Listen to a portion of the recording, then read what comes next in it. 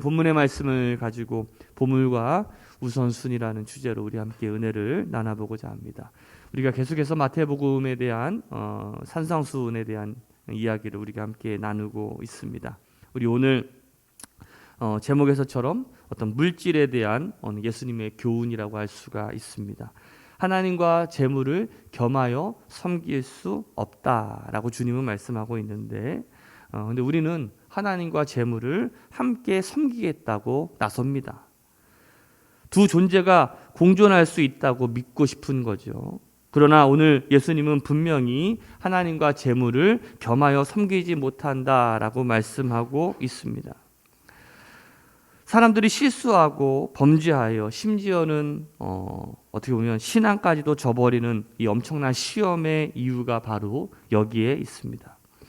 예수님께서 할 수 없다라고 하신 것을 나는 할 수 있다라고 이렇게 장담할 때가 많이 있는데, 분명히 말씀드리는 건 하나님과 재물을 겸하여 섬길 수 없다라는 것이죠.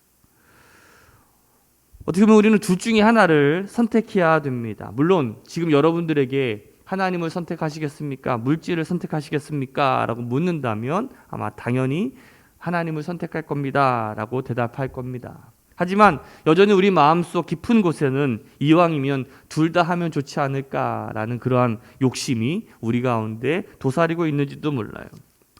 어떤 사람이 친구 집에 놀러 왔는데 친구에게 이렇게 얘기합니다. 술을 먹겠느냐, 밥을 먹겠느냐, 아니면 떡을 먹겠느냐. 그 친구가 이렇게 얘기합니다. 이왕이면 술에 밥을 말아 떡을 안주에 먹겠노라고. 사람이란 이렇게 욕심이 많은 존재입니다. 지나간 우리들의 인생을 한번 좀 돌아보더라도 어떻게 보면 하나님이 우리 인생의 주인인 순간에는 어떻게 보면 물질적인 손해가 있었고, 또 물질이 나의 주인이었을 때는 분명히 어떤 신앙적인 손해가 있었음을 우리는 알 수 있습니다. 우리가 물질 우선주의로 나가다 보면 형제 사랑이나 또 부모 사랑이나 자녀 사랑에 대해서 당연히 그곳에 신앙이 들어가기가 어렵겠죠. 재물과 하나님을 겸하여 섬길 수 없음을 우리는 우리의 과거의 그러한 경험을 통해서라도 우리는 깨달을 수 있어요. 오늘 그 사실을 우리는 인정해야 됩니다. 한번 따라할까요? 하나님과 재물을 겸하여 섬길 수 없습니다. 먼저 그것을 우리가 인정하고 들어가는 것이 굉장히 중요합니다. 오늘 본문의 말씀에서 주님께서는 우리가 올바른 어떤 물질관, 우리가 그리스도인으로서의 올바른 물질관을 우리에게 가르쳐주고 계셔요. 오늘 우리가 가져야 되는, 특별히 믿는 자들이 가져야 되는 이 물질관은 어떠한 것이 되어야 되는가? 첫 번째로는 이것입니다. 물질에 대해서 균형을 가져야 됩니다. 성경은요, 물질에 대해서 무식하거나 무지하거나 무관심하기를 원하고 있지 않아요. 성경은 돈과 물질이 어떤 인생의 전부인 것처럼, 인생의 가치의 전부인 것처럼 생각하는 어떤 이 물질 만능주의를 경고하고 있습니다. 또 반대로 물질은 더럽고 악한 것이라고 여기는 어떤 물질 경시주의도 경고하고 있다는 거예요. 물질은 선한 것도 더러운 것도 아닌 어떤 가치 중립적인 것이라고 할 수가 있습니다. 그러니까 물질을 내가 어떤 곳에 쓰느냐에 따라서 그것이 선한 것이 될 수도 있고 악한 것이 될 수도 있다는 것이죠. 오늘 19절과 20절 말씀을 같이 한번 읽어봅시다. 너희를 위하여 보물을 땅에 쌓아두지 말라. 거기는 좀과 동록이 해하며 도둑이 구멍을 뚫고 도둑질하느니라. 오직 너희를 위하여 보물을 하늘에 쌓아두라. 거기는 좀이나 동록이 해하지 못하며 도둑이 구멍을 뚫지도 못하고 도둑질도 못하느니라. 이 말씀은 한마디로 말하면 물질을 바르게 써야 될 것에 대해서 관심을 가지라라고 말씀하고 있는 거예요. 물질을 땅에 쌓아두는 것이 아니라 하늘에 쌓아두다라는 것, 그리고 하늘에 쌓아두기 위해서는 물질을 어떻게 사용해야 그것이 하늘에 쌓아지게 될까를 연구하라는 것이죠. 오늘 본문의 25절부터 31절까지의 말씀을 보면 먹고 마시고 입는 다시 말하면 의식주에 관련된 말씀을 우리에게 주시고 있어요. 그리고 주님께서 32절에 이렇게 말씀하십니다. 이는 다 이방인들이 구하는 것이라. 너희 하늘 아버지께서 이 모든 것이 너희에게 있어야 할 줄을 아시느니라. 세상 사람들도 이방인들도 이 의식주에 대해서 똑같이 구하는 것이다 라고 말씀하고 있어요. 그런데 우리 그리스도인들은 여기에 한 걸음 더 나아가서 이렇게 말씀하십니다. 33절 같이 읽어봅시다. 시작. 그런즉 그리하면 이 모든 것을 너희에게 더하시리라. 물질이라는 것, 의식주라는 것, 우리에게 필요한 것이지만 물질을 구하는 것이 우리의 삶의 목표는 아니라는 거예요.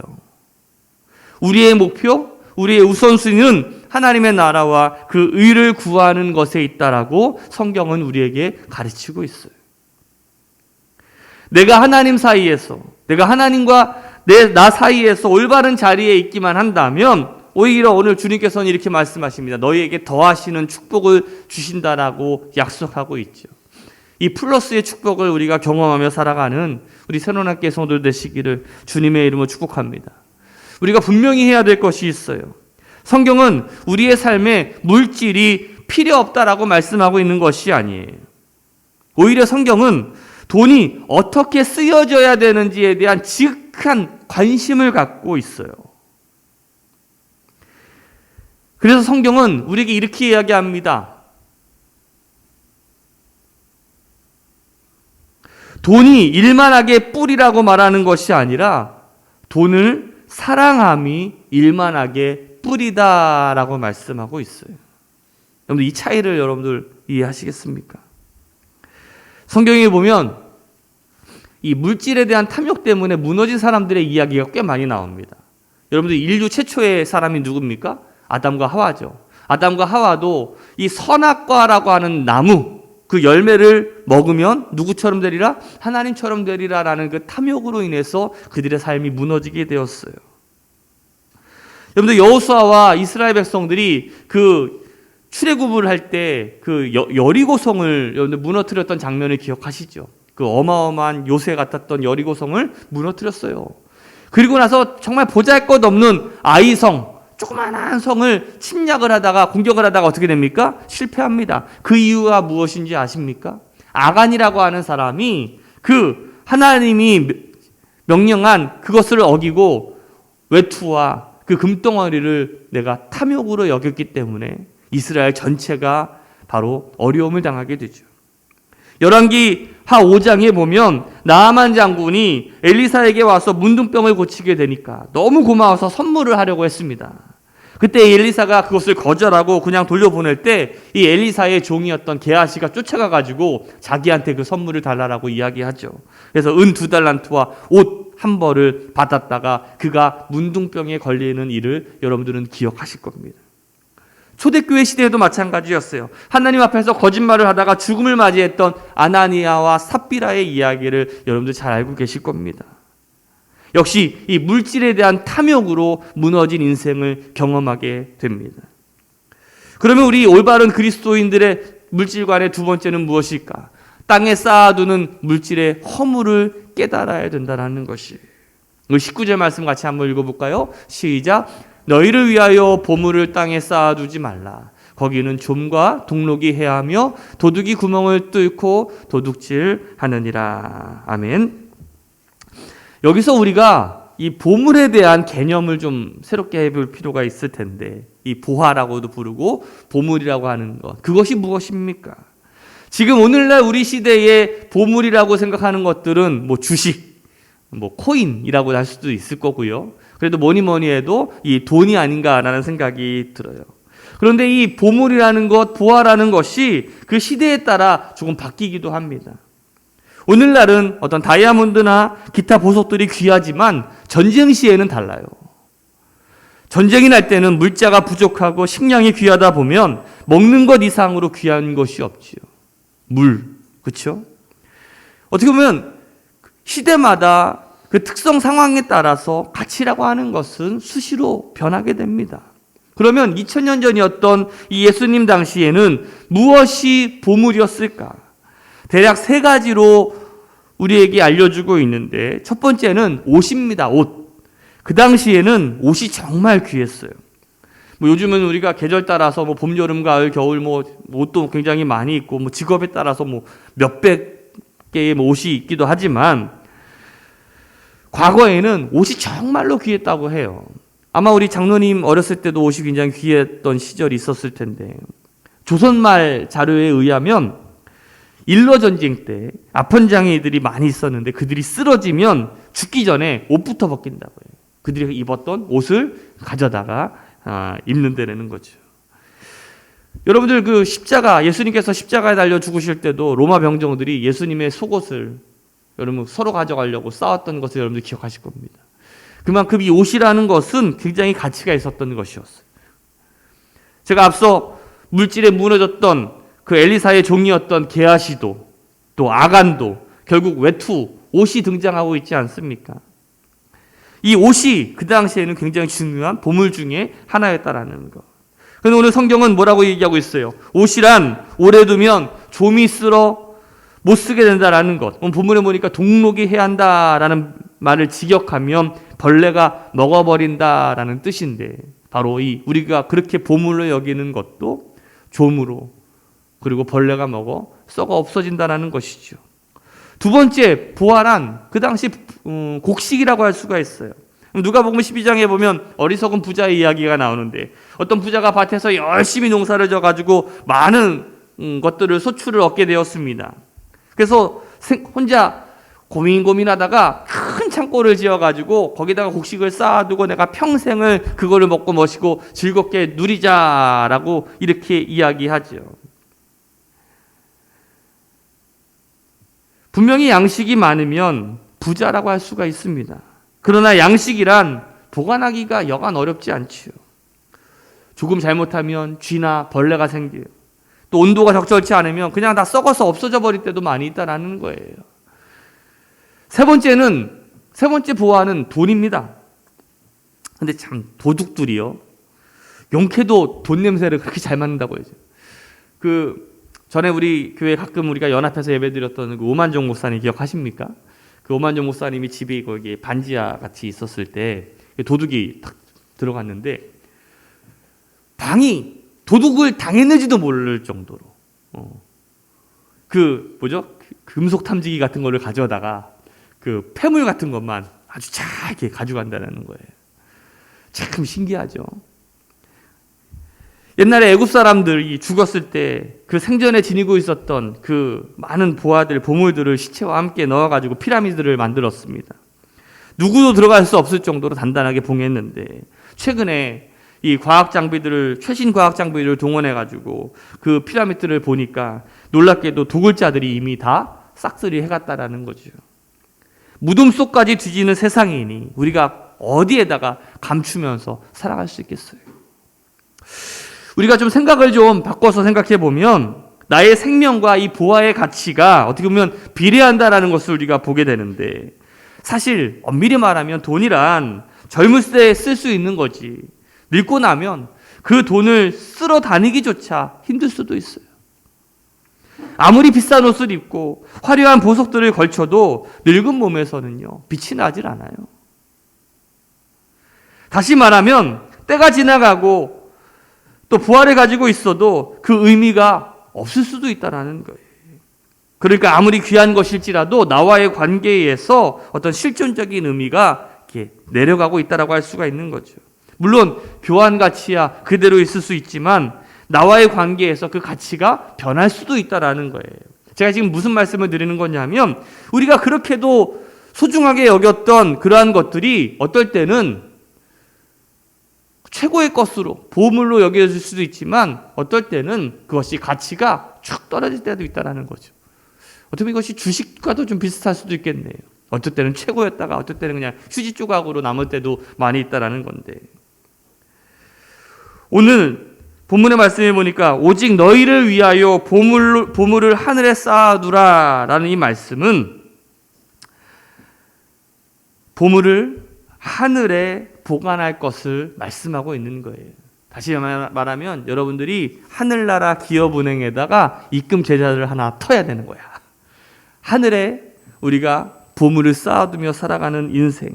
다시 말하면 돈을 하나님의 뜻대로 사용하라라는 이야기예요. 여러분들 돈 좋아하시죠? 저도 돈 굉장히 좋아하는데 돈 싫어하시는 분 한번 손 들어보세요. 아마 아무도 없을 거예요. 돈 좋아합니다. 돈에는요 3가지 기쁨이 있습니다. 첫 번째는 버는 기쁨이 있습니다. 여러분들 버는 기쁨이 있죠. 두 번째는 지키는 기쁨도 있어요. 세 번째로는 쓰는 기쁨이 있죠. 돈을 열심히 벌어올 때 기쁨이 오고 또 돈을 가지고 있으면 뭔가 좀 든든하고 그러잖아요. 여러분들 지갑에 돈이라 쭉 있으면 뭔가 좀 어깨가 쫙 펴지고 그러지 않습니까? 수중에 돈이 없으면 어디 가도 불안하고 좀 힘이 없고 또 특히 요즘에는 돈이 있어야 좀 사람 노릇도 할 수 있는 형편이죠. 인간관계 하려면 커피라도 한 잔 사줘야 되고 또 맛있는 것도 같이 먹고 그래야 우리가 인간관계가 서로 유지될 수 있는 거 아니겠습니까? 많이 하라는 것이 아니라 그래도 자기가 할 수 있는 적정선에서 그냥 서로 쓰고 또 베풀기도 하는 것들을 통해서 우리가 관계가 형성되는 건데 제 딸이 이제 4학년이에요. 초등학교 4학년. 제가 일주일에 2,000원씩 용돈을 주는데 지난번에 제가 4,000원을 주면서 친구들이랑 같이 사 먹어라, 간식이라도 사 먹어라 라고 줬어요. 그래서 저는 항상 친구들 것도 사줄 수 있도록 좀 넉넉하게, 그래도 네 것도 있지만 친구들 목도 따로 이렇게 용돈을 주거든요. 근데 어느 날 갑자기 저한테 아빠한테 돈을 제가 주려고 하니까 주지 말라는 거예요. 맛있는 거 사 먹어 했더니 싫대라는 거예요. 왜 그런가 했더니 자기는 사주는데 친구들이 안 사준다라는 거지. 그래서 자기도 안 사주겠다라는 거야. 제가 그걸 보면서 그래, 돈이라는 것이 서로의 관계를 형성할 수 있도록, 그렇죠? 내가 한번 사면은 한번 얻어먹기도 하고 좀 서로를 이렇게 하기도 해야 되는데 그냥 얻어먹으려고만 하는 그 심보가 참 나쁘다. 그래. 그런 마음, 속상한 마음도 조금 있었는데 여러분들은 어떻습니까? 다른 사람들한테 좀 후한 편이십니까? 인색하지 않으십니까? 한번 옆 사람한테 물어보세요. 인색하지 않으십니까? 시작. 이스라엘의 전설에 의하면 어느 조그마한 도시에 이 모노바즈라고 하는 왕이 있었어요. 그가 유대교로 개종을 하면서 하나님을 믿게 되었는데 하나님을 믿게 된 다음에 그가 가지고 있었던 대대로 물려받았던 재산을 가난한 사람들한테 나누어 주었다라고 합니다. 이것들을 안 형제들이 깜짝 놀라서 찾아와가지고 그 귀한 재물들을 왜 이렇게 없애느냐 하고 책망하고 충고했습니다. 이때 이 모노바즈 왕이 이 유명한 말을 남기게 돼요. 자, 첫 번째, 조상들은 땅의 것을 위해서 저축했지만 나는 위의 것을 위해서 저축했다. 두 번째로, 조상들은 이자 없는 저축을 했는데 나는 이자 있는 저축을 했다라는 거예요. 무슨 말이냐면 이 왕이 자신이 직접 보관했을 경우에는 때때로 엉뚱한 사람에게 횡재가 되거나 또 사장들 염려가 있었지만 그가 직접 선택해서 나눠준 것은 유용하게 쓴 것이므로 이자 있는 소비가 되었다는 거예요. 세 번째, 조상들은 다른 사람을 위해 저축한 것이지만 나는 자신을 위해 저축했다라는 것이죠. 바꿔 말하면 그대로 갖고 있는 돈은 자신이 죽고 나면 누군가 다 써버리지만 정신이 똑바를 때 기도하는 가운데 선한 일을 위해서 쓰고 의로운 일에 투자한 것은 자기 자신을 위해서 쓴 것이라는 것이죠. 여러분들 이 이야기를 통해서 여러분들 깨닫는 바가 있지 않습니까? 정말 인색한 사람은 열심히 벌기만 할 뿐 쓰는 사람은 따로 있습니다. 이런 경우에 저축이라는 것은 누구를 위한 저축일까? 하나님의 뜻에 합당한 선한 일을 위해 쓴 돈은 결국 자신을 위한 일일 수밖에 없다는 사실. 그러므로 조상들이 이 세상에 저축했지만 나는 하늘나라에 저축했다라는 이 왕의 메시지를 우리는 기억해야 될 것입니다. 이 세상에서 쓴 돈은 이 세상에서 끝나지만 의롭게 쓴 돈은 오는 세상을 위해서 쓴 것이므로 자신을 위해서 저축한 셈이라는 것이죠. 그래서 보물을 땅에 쌓아두지 말고 하늘에 쌓아두라라고 말씀하신 거예요. 마지막으로 우리 그리스도인들이 올바른 어떤 물질관은 어떤 것인가 한번 따라합시다. 우리 그리스도인들은 올바른 물질관 확립이 올바른 삶을 이끈다. 오늘 우리의 물질관이 올바라야 우리의 삶이 올바른 곳으로 나아갈 수 있다는 것을 우리는 깨달아야 됩니다. 우리 12절 말씀 같이 한번 읽어봅시다. 12절 23절 시작. 그러므로 내 눈이 성하면 온몸이 밝을 것이요 눈이 나쁘면 온몸이 어두울 것이니 그러므로 내게 있는 빛이 어두우면 그 어두움이 얼마나 더하겠느냐. 눈은요 우리 영혼의 창문과도 같습니다. 그런데 물질이 어두우면 우리는 올바로 판별하고 분별할 수 있는 기능을 상실하게 돼요. 초점이 흐려진다는 것이죠. 영어 성경에도 보면 내 눈이 성하면이라는 표현을 싱글 포커스라고 이야기하고 있어요. 초점이 하나로 선명하게 보인다는 거예요. 반면에 눈이 나쁘면이라는 뜻이 영어로 더블 포커스라고 되어 있어요. 이 뜻의 의미를 여러분들 기억하실 겁니다. 우리가 물질을 소유하는 것은 죄가 아니지만 물질이 우리를 소유하도록 내버려 두는 것은 죄예요. 성경은 이 물질 간의 확립이야말로 어떤 신앙의 가장 중요한 것이다라고 말씀하고 있어요. 우리 24절 말씀을 보면 한 사람이 두 주인을 섬기지 못할 것이니 혹 이를 미워하고 저를 사랑하거나 혹 이를 중히 여기고 저를 경히 여김이라. 너희가 하나님과 재물을 겸하여 섬기지 못하느니라 라고 말씀하고 있어요. 이 말씀을 읽으면서 우리는 이렇게 생각할 수 있습니다. 그러면 하나님과 재물이 공존할 수 없는 것인가? 재물을 선택할 것인가? 하나님을 선택할 것인가? 이런 어떤 양분화적인 어떤 입장에 설 수도 있을 텐데 오늘 말씀은 그런 말씀이 아니에요. 재물은 필요한 것이다라고 말씀하는 거죠. 그런데 우리가 재물을 섬겨서는 안 된다는 것이죠. 어떤 우리의 우선순위를 우리에게 알려주고 있어요. 엄밀히 말하면 우리가 가진 것이 다 우리의 것이 아닙니다. 엄밀히 말하면 우리는 빚진 자죠. 그리고 청지기라고 할 수가 있어요. 하나님께서 나에게 맡겨주신 것들을 관리하는 거예요. 오늘 우리가 어린이날을 우리가 맞이하고 있는데 내 자식도 마찬가지예요. 자식이 내 게 아니에요. 내 맘대로 할 수 있는 존재들이 아니에요. 하나님이 나에게 맡겨주신 자녀예요. 그래서 하나님의 뜻에 맞도록 우리가 자녀를 양육하고 가르칠 필요가 있는 거예요. 물질도 마찬가지고 배우자도 마찬가지예요. 하나님께서 우리에게 주신 모든 것들은 내가 하나님을 대신해서 관리하고 경영하고 양육해야 되는 어떤 그런 청지기의 마음을 가지고 우리가 살아가야 되는 것이지 내 소유, 내 것이 아니라는 사실이에요. 누가복음 12장 42절 말씀을 우리 같이 한번 읽어봅시다. 시작. 주께서 이르시되 지혜 있고 진실한 청지기가 되어 주인에게 그 집 종들을 맡아 때를 따라 양식을 나누어 줄 자가 누구냐. 누가복음 16장에도 디도서 1장에도 주님은 우리를 향해서 청지기의 마음, 청지기라고 부르고 청지기의 정신을 가지라라고 말씀하고 있어요. 다시 말하면 물질을 하나님이 주신 것으로 여기고 잘 관리하라라는 것이, 하나님이 나에게 맡겨주신 이 물질을 나만을 위해서 쓰는 것이 아니라 하나님을 위해서, 또 이웃을 위해서, 또 내 자신을 위해서도 써야 되겠지만 어떤 하나님의 그러한 주신 어떤 본래의 가치와 목적을 위해서 지혜롭게 그리고 진실되게 사용하라라고 말씀하고 있는 거예요.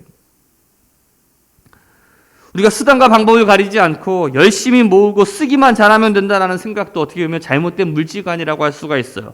옛말에 우리가 개같이 벌어서 정승같이 쓴다라는 말이 있지 않습니까?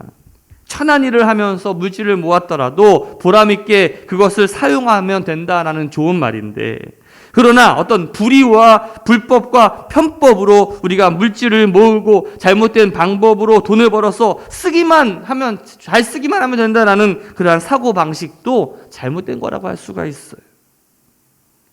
주님은요, 정확하고 정당한 방법으로 벌고 아름답게 쓰기를 원하고 계십니다.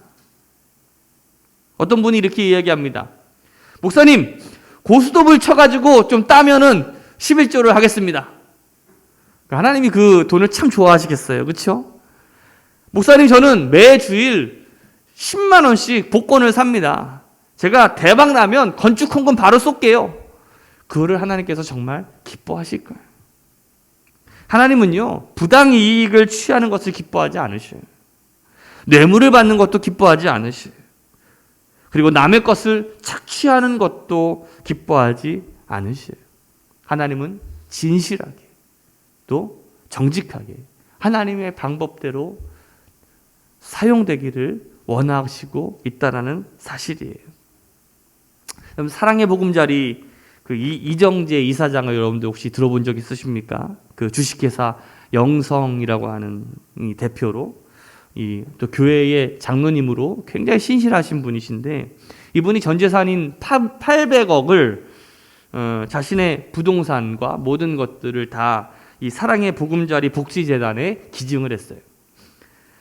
그분이 40년 동안 결핵 환자들을 이제 고치고 또 그들의 아픔을 또 보살피고 7만 명의 이 결핵 환자를 살려냈습니다. 자녀들에게도 유산을 남기지 않고 전액을 다 이 사랑의 보금자리에 이렇게 기부를 했는데, 그 모습을 보면서 참 많은 생각들을 해보게 됩니다. 제가요, 그 애플의 스티븐 잡스를 굉장히 좋아합니다. 아마 저를 잘 아시는 분들은 제가 이 애플 제품을 굉장히 많이 사용하고 있는 것들을 알고 있을 텐데, 참 많이 쓰기에도 좋고 편리해요. 어떻게 보면 스티븐 잡스가 이 시대의 영웅이었고 한 시대의 어떤 혁명을 열어갔던 사람임에 분명합니다. 또 반면에 이 빌 게이츠라고 하는 사람이 있어요. 여기 나온 사람이 이제 빌 게이츠인데, 저는 사실 이렇게 마이크로소프트 거를 잘 많이 쓰지는 않았어요. 근데 어떻게 보면 똑같은 시대의 스티븐 잡스와 어떤 새로운 시대를 열었던 아주 어떤 영웅 중에 영웅이라고 할 수가 있겠죠. 근데 저는 빌 게이츠를 존경합니다.